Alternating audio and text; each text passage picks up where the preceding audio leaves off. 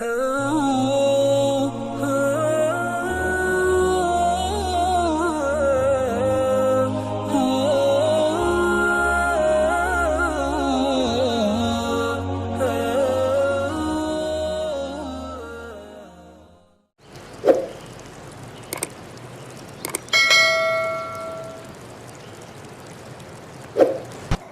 itu adalah dari bangsa jin. Surat apa itu? Surat Al-Kahfi. Bukan menentang dari jin lalu langsung di surat Al-Jin. Di surat Al-Kahfi Allah sampaikan bahwa iblis itu sebenarnya adalah asalnya bangsa jin yang sangat soleh dan taat.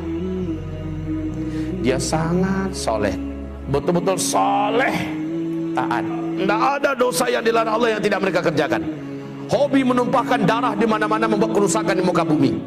Lalu Allah Subhanahu wa taala utus para nabi-nabi, malah dibantainya nabi-nabi. Nabi-nabi dari bangsa jin juga ya, dibantai oleh mereka, dibunuh oleh mereka. Sampai pada limit terakhir Allah perintahkan seluruh malaikat bala tentara tempur dari langit turun ke bumi.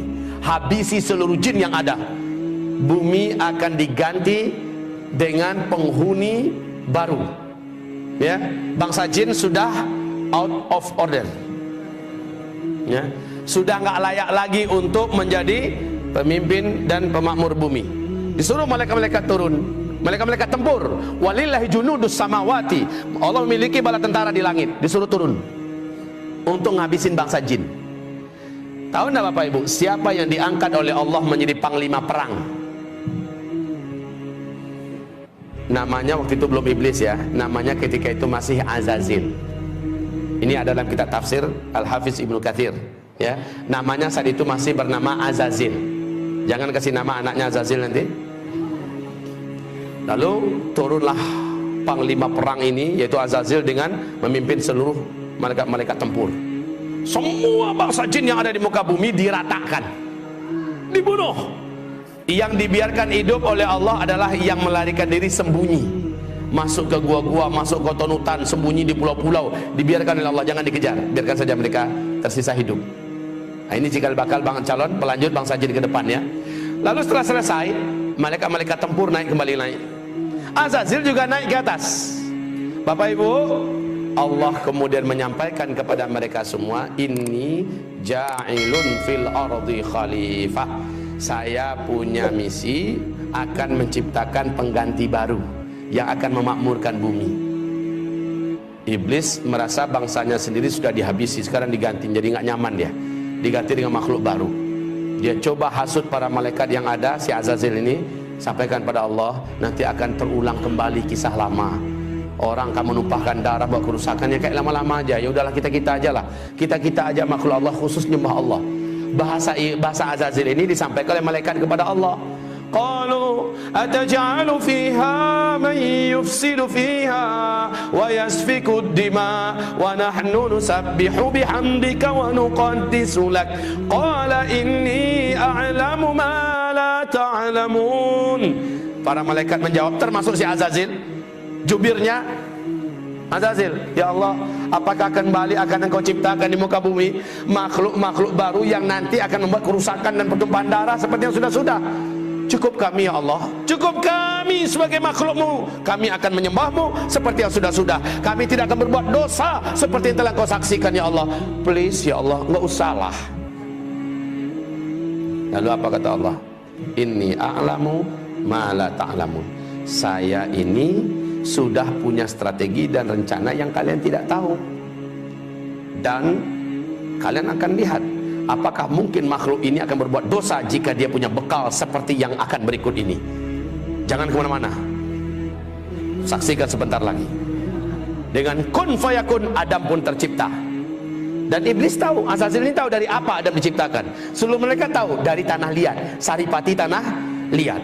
Tanah liat itu di bawah. Ya biasa posisinya dalam tanah, injak-injak dan agak sedikit bau. Lalu setelah jadi kun fayakun, Allah masukkan chips, ibarat kita bahasa sekarang ya, yang lengkap dengan informasi-informasi yang tidak diketahui oleh seluruh malaikat.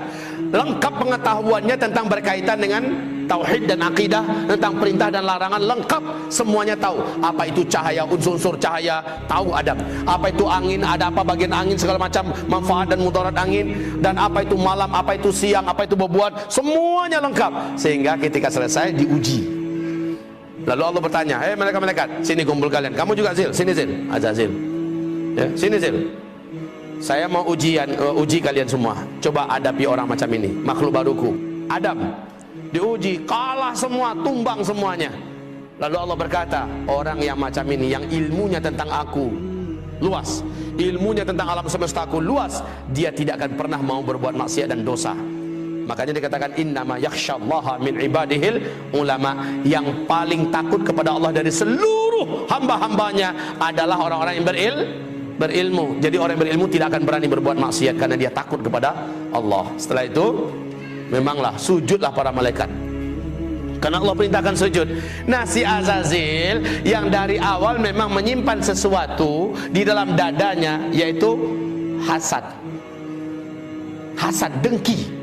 Dia tidak rela dan dia tidak mau kalau orang senior yang hidupnya telah teruji selama ini patuh dan tunduk pada Allah, masa dia yang harus sujud pada junior yang baru saja jadi. Lalu dia nggak mau. Allah berfirman, ma mana'aka la tasjud li Adam. Apa yang menghalangi kamu tidak mau sujud? Apa jawaban iblis? Saya senior ya Allah. Ana khairun minhu, saya lebih baik. Kan nggak mungkin lah. Khalaqtani min nar wa khalaqtahu min tin. Karena nggak mampu menjawab tentang masalah ilmu, dia mencoba mengandalkan dirinya dari unsur penciptaan. Saya kau ciptakan dari tanah, dari api. Api itu terhormat ya Allah. Allah pula mau diajarinya. Api itu letaknya di atas, terhormat, nggak berani orang permainkannya. Dia sangat berwibawa, anggun. Sementara tanah, engkau ciptakan Adam dari tanah liat, hitam, bau, busuk, di bawah lagi keinjak-injak. Masa iya api sujud pada tanah? Sorry ya Allah. Ya, lalu Allah mengatakan, sombong kamu, keluar. Baik, Allah katakan gelar iblis saat itulah, nama kamu sudah diangkat dengan nama baru yang menjijikkan, yaitu iblis. Aba wastakbara wa kana minal kafirin. Jadi kafirlah dia, iblis jadi kafir. Bapak Ibu, iblis kenapa bisa jadi kafir? Kan dia soleh, kan dia taat. Kenapa dia jadi kafir?